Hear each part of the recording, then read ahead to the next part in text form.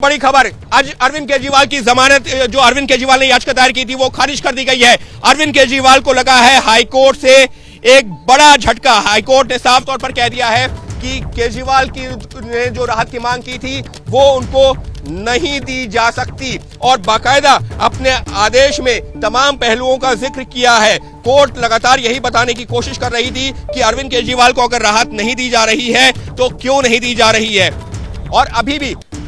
वहां पर लगातार कोर्ट के सामने जो वकील पेश हुए थे वो अभी भी कोर्ट में मौजूद हैं और यहां पर कोर्ट ने साफ तौर पर कहा है कि अरविंद केजरीवाल ने जो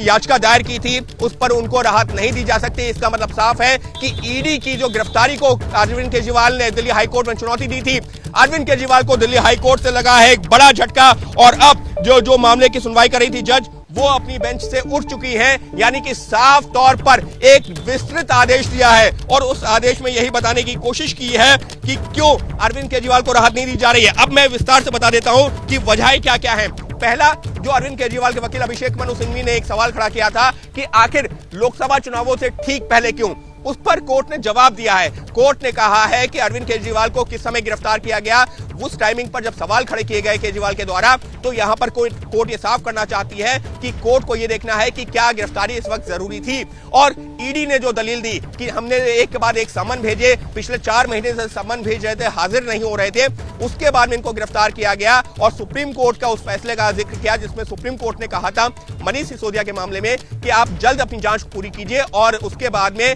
जिससे कि मनीष सिसोदिया की जमानत पर सुनवाई हो सके। तो ऐसे में इस मामले में जांच पूरी करने के लिए जरूरी है कि जो भी तथ्य हैं उनको जल्द से जल्द वेरीफाई किया जाए और केजरीवाल जांच में सहयोग नहीं कर रहे थे, इस वजह से गिरफ्तार किया गया। दूसरी चीज जो महत्वपूर्ण चीज है, जो कि एक राजनीतिक दलील भी है, कोर्ट के अंदर भी दी गई कि इस मामले में शरद रेड्डी और राघव मुंडा 2 लोगों का नाम आया था, ये कहते हुए कि इन लोगों ने ये लोग गवाह बन गए और ये कहा गया कि इनमें से एक जो सरकारी गवाह बना उसने बीजेपी को इलेक्टोरल बॉन्ड के जरिए चुनावी चंदा दिया। कोर्ट ने कहा देखिए हमको इससे नहीं मतलब है कि कौन व्यक्ति किसको चंदा देता है, कोर्ट ये देखती है कि क्या जो सरकारी गवाह बना वो नियम और कानून का पालन करते हुए बना। अगर वो नियम कानून पालन किए गए तो उस पर भी किसी तरीके से सवाल नहीं उठ सकता।